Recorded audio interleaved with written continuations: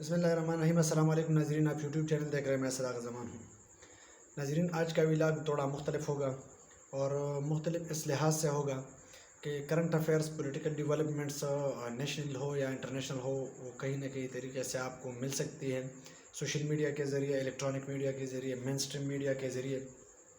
لیکن میں نے تھوڑا سا انالیسس کیا ہے پاکستان کے پرابلمس کے بارے میں، تو اس وقت جو پاکستان کا سب سے بڑا مسئلہ ہے وہ میں نے کنکلوڈ کیا ہے، اور آپ کی رائے کی بھی ضرورت ہے۔ آپ اپنا رائے دے سکتے ہیں کمنٹس میں، سیکشن میں، کمنٹ باکس میں اپنا رائے دے سکتے ہیں، یا آپ مجھ سے ایگری کر سکتے ہیں یا ڈس ایگری کر سکتے ہیں۔ دونوں صورتوں میں آپ کے رائے کو احترام ملے گی، بھرپور احترام ملے گی۔ تو پاکستان جب سے بنا ہے 1947 سے، تو پاکستان مختلف قسم کے مسائل کا شکار رہا ہے۔ کبھی ملٹری ٹیک اوور کا شکار رہا ہے، تو کبھی انسٹیبل پولیٹیکل ڈیولپمنٹ کا شکار رہا ہے، کبھی بیوروکریٹک کنٹرول کا شکار رہا ہے، تو کبھی اسٹیبلشمنٹ کے کنٹرول کا شکار رہا ہے۔ لیکن بہت سے مسائل پاکستان کے اکنامک مسائل بھی ہوتے ہیں، پولیٹیکل مسائل بھی ہوتے ہیں، سوشل مسائل بھی ہو سکتے ہیں، کبھی کبھی تو ریلیجیس مسائل بھی بہت زیادہ بڑے ہو جاتے ہیں، لیکن کسی نہ کسی طریقے سے پاکستان اس سے نکلتا ہے۔ لیکن آج کل جو مسئلہ پاکستان کو درپیش ہے، وہ سب سے خطرناک اور سب سے بھینکر مسئلہ ہے، اور اس کو کسی بھی طریقے سے اگنور نہیں کرنا چاہیے، بلکہ جتنا بھی ہو سکتا ہے اپنی مدد آپ کے ذریعہ ہو، یا پولیٹیکل سیٹ اپ کے ذریعہ ہو، یا آرمی کے ذریعہ ہو، اسٹیبلشمنٹ کے ذریعہ ہو، مقتدر حلقوں کے ذریعہ ہو، جس بھی ذریعے سے ہو، ہر کسی کے لیے دروازے کھلے ہیں۔ لیکن اس مسئلے کو کنٹرول کرنا ضروری ہے، اس وقت پاکستان کے لیے ناگزیر ہے، اور میں کنٹرول بھی نہیں کہہ سکتا، بالکل اس کو مکمل ختم ہونا چاہیے پاکستان میں۔ اس وقت پاکستان میں جو بڑے بڑے مسائل ہیں، نمبر 1 جو ہے میں آپ کے ساتھ ڈسکس کر رہا ہوں، اپنا ویو آپ بھی دے سکتے ہیں۔ ایک ہے سیاسی تفریق۔ سیاسی تفریق 1990s میں بالکل عروج پر تھی، کہ کبھی ایک پارٹی کے لوگ اکٹھے ہو جاتے تھے تو دوسری پارٹی کے لوگوں کی کردار خوشی کرتے تھے، کبھی ایروپلین سے تصویریں نیچے پھینکواتے تھے، تو کبھی ایک دوسرے کے گریبان تک ہاتھ پہنچتے تھے ان لوگوں کے۔ لیکن وہ مسئلہ بھی کسی نہ کسی طریقے سے ٹل گیا۔ لیکن آج کل جو سیاسی تفریق ہے، اور خاص طور پر جو کنسپریسی کے بعد آیا ہے پاکستان میں، وہ بہت زیادہ خطرناک ہے۔ 2 قسم کی باتیں چل رہی ہے اس وقت پاکستان کے مختلف سوسائٹیز میں۔ ایک تو پاکستان تحریک انصاف نے بالکل ایک پیک لیول پہ، بالکل ایج پہ لوگوں کو لے کے گئے ہیں، تو دوسری طرف جو اپوزیشن پارٹیز تھی اس وقت کی، یا ابھی حکومت کے پارٹی سے، انہوں نے بھی اپنا کردار پورا ادا کیا ہے۔ اس میں دونوں قصوروار ہیں اس میں۔ اگر آپ کہہ دیں کہ میں پی ٹی آئی کا ہوں، تو دوسرے جتنے بھی پارٹی کے لوگ ہیں وہ آپ کو ایک غیر پاکستانی، غیر پیٹریاٹ اور مختلف قسم کے القابات ان کے ذہن میں آٹومیٹکلی آنا شروع ہو جاتے ہیں۔ اور پاکستان تحریک انصاف کے لوگوں کے ساتھ جب آپ ملتے ہیں اور آپ کہتے ہیں کہ میں پی ٹی آئی کے خلاف ہوں، تو اس کا مطلب یہ ہے کہ آپ پاکستانی نہیں ہیں۔ مطلب پی ٹی آئی کے خلاف ہونا بھی آپ ایک غیر پیٹریاٹ اور غیر پاکستانی آپ کو تصور کر سکتے ہیں ان کے سامنے۔ تو یہ بالکل ایکسٹریم ہے اور بالکل پیک ہے عدم برداشت کی، اور یہ معاشرے کو بالکل خرابی اور برائی کے اینڈ تک لے کے جائے گی۔ اس کو کنٹرول کرنا بہت زیادہ ضروری ہے۔ جتنے بھی لوگ میرے اس بات کو سن رہے ہیں، تو اس بات کو اس پہ غور کریں، اور پھر اپنا بھی انالیسز اس پہ دیں کہ یہ کتنا امپورٹنٹ ہے اس وقت اس کو کنٹرول کرنا۔ کیونکہ جس مسئلے کا کوئی حل نہ ہو، کسی کے پاس کوئی آرگیو نہ ہو، صرف آپ یہ کہہ دیں کہ میں پی ٹی آئی کا ہوں، اس کا مطلب یہ ہے کہ آپ پاکستانی نہیں ہیں۔ یا آپ یہ کہہ دیں کہ میں پاکستان مسلم لیگ کا ہوں، اس کا مطلب یہ ہے کہ آپ پی ٹی آئی کا نہیں ہے، تو آپ پاکستانی نہیں ہیں۔ اگر آپ جمعیت علماء اسلام کے بارے میں کہہ دیں کہ میں ایک جمعیت کا طالب علم ہوں اور جمعیت کا پیروکار ہوں، سپورٹر ہوں، تو اس کا مطلب یہ ہے کہ آپ مولانا کو سپورٹ کرتے ہیں۔ یہ غلط ہے، کیونکہ مولانا نے پلان نہ کیا، مولانا نے ڈمکا نہ کیا، یہ ایسی باتیں شروع ہو جاتی ہیں۔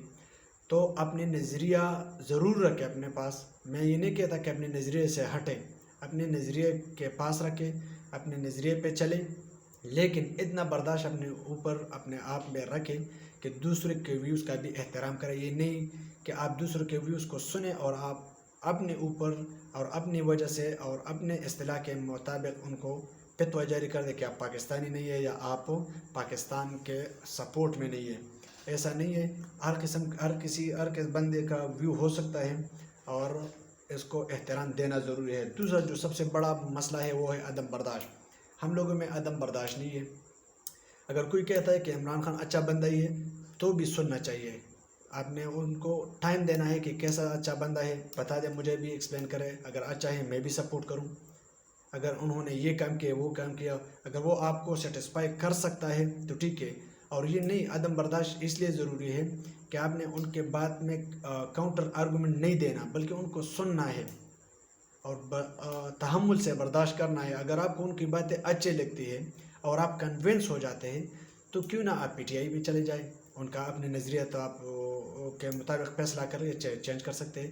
لیکن آپ کے پاس جب اگر جمعیت کا بندہ آ جائے اور وہ آپ کے سامنے کہہ دے کہ مولانا فضل الرحمان نے یہ کارنامہ کیا، یہ کام کیا، یہ ملک کی حفاظت کے لیے کیا، یہ ملک کی ترقی کے لیے کیا، یہ ملک کی کامیابی کے لیے کیا، جو بھی کام اس نے کیا اور انہوں نے اچھے آرگومنٹس دیے، تو بے شک اپنا نظریے پہ آپ سوچ کر لیں اور پھر ایک اچھا فیصلہ کر لیں اور جمعیت میں بھی آپ جا سکتے ہیں۔ یہ نظریے اتنی مضبوط نہیں ہوتے۔ میں آپ کو ایک چھوٹا سا مثال دوں، پاکستان کے تحریک انصاف کے جو جنرل سیکرٹری ہیں اسد عمر صاحب ہے، اور ان کے جو بھائی ہے محمد زبیر، وہ پاکستان مسلم لیگ نون کے جنرل سیکرٹری ہیں۔ تو ایک گھر میں دو لوگ اس طرح رہ سکتے ہیں کہ بڑے بڑے پارٹیوں کے بڑے بڑے عہدے پر ہوتے ہیں، لیکن ہم لوگوں نے اپنے اندر اتنی برداشت کی کمی پیدا کی ہے کہ ہم ایک دوسرے کے خیالات کا بھی قدر نہیں کر سکتے، بلکہ ایک دوسرے کے خلاف دشمنی پہ اتر آتے ہیں۔ تو جتنا یہ معاملہ بڑھے گا، یہ ہمارے ملک کے لیے، ہمارے سوسائٹی کے لیے، ہمارے قوم کے لیے، ہمارے بچوں کے لیے، ہمارے نوجوانوں کے لیے اور آنے والے نسل کے لیے یہ خطرناک ہے۔ اس طرح نہیں ہونا چاہیے، صبر رکھنا چاہیے، اپنے اندر تحمل پیدا کرنا چاہیے۔ جمعیت کے بندے کو بھی سننا چاہیے، عوامی نیشنل پارٹی کے بندے کو ان کو بھی قدر دینا چاہیے، ہر قسم کے بندے، وہ ہمارا ایک رشتہ ہے، لا الہ الا اللہ، ہم ایک ہی رشتے کے بھائی ہیں۔ تو بھائیوں میں اختلاف ہو سکتا ہے لیکن دشمنی نہیں ہو سکتی۔ خدا را اس بات کو غور کرے اور ایک دوسرے کے ساتھ دشمنی نہ کرے، بلکہ ایک دوسرے کے ساتھ صرف اختلاف رکھے، اور اختلاف وہ بھی فروٹفل ہونا چاہیے، بیس لیس نہیں ہونا چاہیے کہ کوئی وجہ بھی نہیں ہے لیکن میں اس سے اس لیے اختلاف کرتا ہوں کہ یہ مسلم لیگ میں ہے، میں اس بندے سے اس لیے اختلاف کرتا ہوں کہ یہ پاکستان پیپلز پارٹی میں ہے، میں اس بندے سے اس لیے اختلاف کرتا ہوں کہ یہ پاکستان تحریک انصاف میں ہے۔ وہ جو بھی پارٹی میں ہے، جس بھی پارٹی میں ہے، آپ اپنے لیے سوچیں، ان کی عزت کے لیے سوچیں، ایک دوسرے کے آرگومنٹس کا احترام کرنا سوچیں۔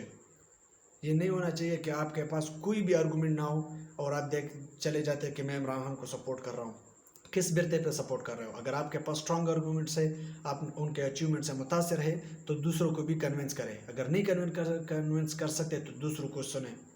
اس طرح میں جمعیت کے لوگوں کو بھی کہتا ہوں، عوامی نیشنل پارٹی کے لوگوں کو بھی کہتا ہوں، مسلم لیگ کے لوگوں کو بھی کہتا ہوں، اور پاکستان پیپلز پارٹی کے لوگوں کو بھی کہتا ہوں۔ تیسرا جو سب سے بڑا مسئلہ ہے وہ ہے گالم گلوچ کا۔ سیاست میں گالم گلوچ نہیں ہے، یہ ہم لوگوں نے پیدا کیا ہے، نہ ہمارے کلچر میں ہے، نہ ہمارے مذہب میں ہے، نہ ہمارے روایات میں ہے۔ اگر ہم پٹھان ہیں تو پٹھانوں میں گالی گلوچ صرف اپنے اندر ہوتی ہے، وہ بھی محبت کے طور طریقوں سے، یہ نہیں کہ دشمنی کے ذریعے ہم ایک دوسرے کو گالی گلوچ کرتے رہیں۔ پنجابیوں کے کلچر میں نہیں ہے، بلوچیوں کے کلچر میں نہیں ہے، سندھیوں کے کلچر میں نہیں ہے، یہ ہم لوگوں نے پیدا کیے۔ ہمارے جو سب سے بڑا عقیدہ ہے وہ ہے مذہب اسلام۔ اسلام میں گالی گلوچ کی اجازت بالکل نہیں ہے، لیکن ہم لوگ تو ہر دوسرے بات پہ گالم گلوچ پہ نکل آتے ہیں، اس پہ اتر آتے ہیں اور ایک دوسرے کو گالی دیتے ہیں۔ ہم ملک کے سربراہ کو نہیں چھوڑتے، ان کو گالی دیتے ہیں، ہم ملک کے وزیر اعلیٰ کو نہیں چھوڑتے، ان کو گالی دیتے ہیں، عدلیہ کو نہیں چھوڑتے، ان کو گالی دیتے ہیں، فوج کو نہیں چھوڑتے، ان کو گالی دیتے ہیں۔ کیا ملتا ہے گالیوں سے؟ اگر گالیوں سے کچھ ملتا ہے تو یہ پھر رواج ہونا چاہیے، کلچر ہونا چاہیے، ہمارے مذہب میں اجازت ہونا چاہیے۔ اگر ہمارے مذہب میں ان چیزوں کا اجازت ہی نہیں ہے تو پھر کیوں ہم ان چیزوں کو پروموٹ کرتے ہیں؟ جب دوسرے بھی گالی دیتے تو ان کو بھی تحمل سے سکھانا چاہیے کہ بھائی یہ نہیں ہونا چاہیے۔ گالی گلوچ کا کیا فائدہ ہوتا ہے؟ کس قانون میں، کس آئین میں، کس مذہب میں، کون سی کتاب میں ہے کہ گالی گلوچ کی اجازت ہے؟ تو گالی گلوچ ان کا جو کلچر شروع ہوا ہے، خاص طور پہ پی ٹی آئی حکومت میں شروع ہوا ہے، ان کو ختم کرنا چاہیے۔ 90s میں یہ سلسلہ شروع ہوا تھا، پھر ختم ہو گیا، لیکن اب دوبارہ سر اٹھا کے جی رہا ہے۔ اس کلچر کو ختم ہونا چاہیے۔ چوتھا، افواج پاکستان اور عدلیہ کے جو خلاف مہم چلائی جا رہی ہے، سوشل میڈیا پر، ٹویٹر پہ بھی چلائی جاتی ہے، فیس بک پر، تو ہم کون ہوتے ہیں ان کے خلاف مہم چلانے والے؟ آپ کو پتہ ہے پاکستان کے فوج کے کتنے رسک ہوتے ہیں، آپ کو پتہ ہے کہ پاکستان کے فوج کہاں پہ لڑ رہی ہوتی ہے؟ صرف آپ کو ایک پولیٹیکل لیڈر آ کے بتاتا ہے کہ فوج نے اتنا مال کمایا ہے، اتنا کھاتا ہے، اتنا کھاتا ہے. ان گھروں میں جا کے پوچھو جن کے بچے مرتے ہیں بارڈر پہ، ان کا نیند نہیں ہوتا ان لوگوں کا. یہ جب سوتے بھی ہیں تب بھی ان کو جب بھی فون آتا ہے یہ اٹھ کے چلے جاتے ہیں بارڈر پہ لڑنے. یہ ہم لوگ ہیں جو یہاں محفوظ رہتے ہیں. آپ کشمیر کے لوگوں سے پوچھے، فلسطین کے لوگوں سے پوچھے، برما کے لوگوں سے پوچھے، سیریا میں جا کے پوچھے، عراق میں پوچھے کیا کیا ہوا ہے. تو اللہ تعالیٰ نے ہمیں 6th ملٹری مائٹ بنایا ہے. دنیا میں جو 6 نمبر پر سب سے طاقتور فوج ہے وہ اللہ نے ہمیں عطا کی ہے. اس فوج کا احترام ہونا چاہیے. ہوں گے مسائل، کوئی بھی no one is perfect in this world. ہر کسی میں مسئلے مسائل ہو سکتے ہیں، لیکن اس کا مطلب یہ نہیں ہے کہ ہم ان کے خلاف مہم چلائیں اور ان کے خلاف سوشل میڈیا پہ اناپ شناپ بکیں. عدلیہ کے بارے میں بھی یہ کہہ رہا ہوں، میں نے سب سے زیادہ اسٹڈی عدلیہ کے بارے میں کی ہے. پاکستان کو سب سے زیادہ نقصان عدلیہ کی جو ڈیسیجنز ہیں ان کی وجہ سے پہنچے، لیکن بہت زیادہ ڈیسیجن ایسی بھی ہے کہ پاکستان کو بچایا ہے انہوں نے. تو جتنا ہم عدلیہ کو تحفظ فراہم کریں گے، جتنا ہم عدلیہ کی ہمت بڑھائیں گے، اتنی ہی وہ عدلیہ ہمارے کام اور ہمیں انصاف دلائے گی. ان کے خلاف مہم نہیں چلانی چاہیے، بلکہ ان کے شانہ بشانہ کھڑے ہو کر ان کی ہمت بڑھانی چاہیے تاکہ وہ ہمارے ملک کے لیے کچھ اچھا کر سکیں. اچھا، جو آج کی نیوز ہے، D G S P R نے بھی، جنرل بابر افتخار نے سٹیٹمنٹ دی ہے کہ کافی عرصے سے ہم کہہ رہے ہیں کہ فوج کا سیاست سے لینا دینا نہیں ہے، فوج کا سیاست میں کوئی عمل دخل نہیں ہے، فوج کا سیاست میں کوئی کام نہیں ہے. لیکن پھر بھی یہ لوگ باز نہیں آتے، اور انہوں نے کہا ہے کہ یہ غیر مناسب ہے کہ کچھ پولیٹیکل لیڈرز سٹیج پہ آ کے باتیں کرتے ہیں، فوج کو سیاست میں گھسیٹتے ہیں. اور یہ میں اس لیے کہہ رہا ہوں کہ فوج کے خلاف یہ اس قسم کے ٹرینڈز بند کرنی چاہیے. جس طرح کل آصف زرداری جو پاکستان کے صدر رہ چکے ہیں، انہوں نے کہا کہ ایک صحافی نے سوال کیا کہ جنرل فیض حمید کے بارے میں کیا، تو انہوں نے کہا کہ کڈے لائن لگا دیے. تو کڈے لائن کا کیا مطلب ہے؟ اس کا مطلب ہے کہ ہم نے سائٹ پہ کر دیا ان کو. آپ کون ہوتے ہیں ان کو سائٹ پہ کرنے والے؟ آپ کی کیا قربانیاں ہیں؟ آپ کی قربانیاں یہ نہیں ہے کہ ذوالفقار علی بھٹو شہید ہو گیا، وہ ملک کے لیے لڑا، یہ شہادت اللہ نے ان کو نصیب کی. آپ نے کیا کیا ہے ابھی تک؟ آپ کے خلاف جتنی کیسز ہیں، اگر کسی کو اجازت مل جائے اور وہ کھولے تو آپ کی زندگی پاکستان میں نہیں پوری دنیا میں آپ کا جینا حرام ہو جائے گا. تو اس طرح کی باتیں نہیں کرنا چاہیے. اور آپ کا بیٹا اسمبلی کے فلور پہ کھڑے ہو کے بولے کہ مقدس گائے نہیں ہے، اس طرح کی سٹیٹمنٹ نہیں دینا چاہیے. ان سے پرہیز کرنا چاہیے اور اپنی آرمی کی سپورٹ میں جتنا بھی ہو سکتا ہے کھڑے ہونا چاہیے. اور آرمی چیف، وہ بار بار کہ آرمی چیف کا تقرری آئینی معاملہ ہے. کنسٹیٹیوشن میں کلیئر ہے کہ آرمی چیف کا جو تقرر ہے وہ پاکستان کے وزیر اعظم کر سکتا ہے. تو کوئی بھی وزیر اعظم ہو اس وقت وہ آئے، ان کے پاس یہ اختیار ہے کہ وہ آرمی چیف کی تعیناتی کرے. یہ تو ہمارے پولیٹیکل سیاسی پارٹیوں نے اس طرح فوج کا بھی بیڑا غرق کر دیا، عدلیہ کا بھی بیڑا غرق کر دیا، اور سیاست کا بیڑا تو غرق ہی غرق ہے. اکانومی بالکل نیچے ٹپ گئی ہے، مہنگائی آسمان سے باتیں کر رہی ہے. ہم لوگوں نے پاکستان کا بیڑا غرق کر دیا ہے. جو بھی وزیر اعظم ہے، شہباز شریف ہو، نواز شریف ہو، زرداری صاحب ہو، بلاول ہو، مریم نواز ہو، حنا ربانی کر ہو، عمران خان ہو، جو بھی ہو، یہ ان کے پاس اختیار ہے. آئین نے ان کو اختیار دیا کہ وہ آرمی چیف کی تعیناتی کرے. لیکن ہم ان لوگوں نے متنازع بنایا ہے کہ عمران خان کیوں کرے وہ آرمی چیف کی تعیناتی، اور عمران خان نکل جائے تو وہ کہتا ہے کہ شہباز شریف کیوں کرے آرمی چیف کی تعیناتی. تو جتنا آپ ان کو موقع دیتے ہیں پھر وہ مارشل لا لگتا ہے، پھر آپ روتے ہیں کہ مارشل لا لگ گیا اور ہمارے ملک کا نقصان ہو گیا. اگر آپ لوگوں میں انسٹیبلٹی آتی ہے، جب بھی پاکستان میں پولیٹیکل انسٹیبلٹی آتی ہے تب بھی ایک ملٹری کو آتا ہے. تو خدا را انسٹیبلٹی کو روکے اور پاکستان میں مفاہمت، بیٹھ کر بات کرنے سے مسئلے حل کرے، دوسروں کو آنے کا موقع مت دے. اچھا، تیسرا ایک بہت بڑا سوال اٹھایا ہے جو DGSPR ہے جنرل بابر افتخار، انہوں نے کہا ہے کہ پاکستان کے آرمی کے لیے بہت سے مسائل اور بھی ہے، سیکیورٹی مسائل ہے. ہمارا جو مغربی بارڈر ہے انڈیا کا، وہ بھی مشرقی بارڈر انڈیا کا، وہ بھی سیکیورٹی والا ہے. ہر ٹائم سیکیورٹی موبلائزیشن وہاں پہ ہوتی ہے. جو مغربی بارڈر ہے وہ بھی سیکیورٹی تھریٹس ہے وہاں پہ، شمال پہ بھی ہے. اندرونی بہت سے مسائل ہیں، تو ہمیں ان مسائل میں بہت زیادہ ہم لوگ بیزی ہیں، اور ہمیں سیاست میں ناگے سیٹے تاکہ ہم ملک میں پرامن رہے ہمارا ملک، اور دوسرے جو لوگ انتشار پھیلاتے ان سے اپنے آپ کو بچائے. اور انہوں نے آج اس عزم کا اعادہ بھی کیا ہے کہ پاکستان کے سیکیورٹی اور پاکستان کے امن کے لحاظ سے پاکستان پر کسی کی آنچ نہیں آنے دیں گے، اور اللہ تعالیٰ پاکستان کو نظر بد سے بھی بچائے.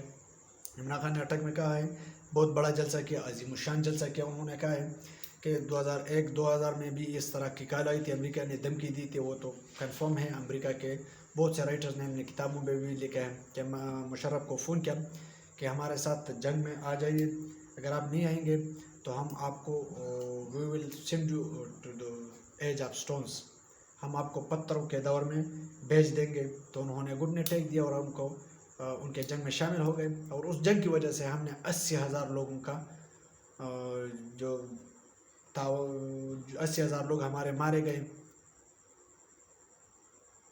بہت زیادہ نقصان ہو گیا. اور اس کے بعد ہم نے ان کی جنگ میں حصہ لے کے وہ لوگ ہم پہ ڈرون اٹیکس کرتے رہے ہیں. 2017 تک ڈرون اٹیکس جاری تھے. 18 میں جب عمران خان کی حکومت آئی تو اس کے بعد تقریباً 1 یا 2 ڈرون ہوئے ہیں، باقی نہیں ہوئے ہیں. 420 ڈرون اٹیکس ہوئے ہیں وزیرستان میں اور قبائلی علاقہ جات میں. سپر پاور اس طرح ہی کرتے ہیں، وہ اپنے فائدے کے لیے کسی کو بھی استعمال کرتے ہیں اور پھر پھینک دیتے ہیں. اور انہوں نے دوسرا جو اسٹیٹمنٹ دیا، انہوں نے کہا سزا یافتہ اور بگوڑے شخص کے ساتھ ملنے کے لیے لندن، پاکستان کے ایک وزیر اعظم، معزز وزیر اعظم ان کے ساتھ ملنے گئے ہیں لندن. تو یہ انتہائی شرمناک بات ہے. ان کو، ہم لوگوں کو شرم آنی چاہیے کہ پاکستان کا ایک وزیر اعظم جو بہت معزز اور محترم ہے پاکستان کے لیے، ایک نہایت قابل قدر سیٹ ان کو ملا ہے، اور وہ ایک ایبسکاؤنڈر ہے. وہ یہ میں نہیں کہہ رہا، پاکستان کا سپریم کورٹ جو ہے وہ کہہ رہا ہے کہ یہ مفرور ہے، اور یہ عدالت کو مطلوب ہے بہت سے کیسز میں. ان کے ساتھ ملنے وہ لندن چلے گئے اور وہاں سے وہ انسٹرکشنز لے رہے. تو ہمارے لیے اور پورے پاکستان کے لیے شرم کا مقام ہے. بالکل میں اس کے خلاف ہوں، مذمت کرتا ہوں، شدید مذمت کرتا ہوں. پاکستان میں جو بھی ہے ہمارا ملک ہے، ہمارے ملک کا آپ وزیر اعظم ہیں، ہمیں آپ کے قدر ہے اور آپ کو قدر کی نگاہ سے دیکھیں گے، کیونکہ آپ ہمارے ملک کی عزت بڑھائیں گے انشاءاللہ، ہمیں آپ سے امید بھی ہے. لیکن یہ نہیں ہے کہ آپ کا بھائی ہے جو بھی ہے، لیکن اس وقت وہ عدالت کا وہ مطلوب ہے اور وہ ایک ایبسکاؤنڈر ہے. آپ ان سے ملنے گئے ہیں لندن، تو آپ نے انتہائی غلط کیا، اور میں اس لیے آپ کی اس حرکت کی شدید مذمت کرتا ہوں. اور مریم نواز نے ایک اسٹیٹمنٹ دیا ہے کہ عمران خان نے کی نااہلی کی وجہ سے آج پاکستان وینٹیلیٹر پہ ہے. تو آپ لوگوں کو اس بات کی کوئی شرم نہیں آتی. آپ امریکہ کے بھی کہتے ہیں کہ ہمارا ملک وینٹیلیٹر پہ اور آپ ہمارا آکسیجن ہے، اور اگر امریکہ نہیں ہوتی تو ہمارا ملک کا آکسیجن بند ہو جائے گا اور ہمارا ملک کا بیڑا غرق ہو جائے گا. ایسا نہیں ہوتا. اتنا ڈرتے کیوں ہوں؟ گیدڑ کی 100 سال کی زندگی شیر کے ایک دن کی زندگی سے بہتر نہیں ہوتی. ایک دن کی زندگی جیو، غیرت کے ساتھ جیو، خوف کے ساتھ نہیں اور نہ ڈر کے ساتھ. اب تک کے لیے اتنا ہی. اپنا بہت سارا خیال رکھے گا. اپنے اس چینل کا بھی. اللہ حافظ.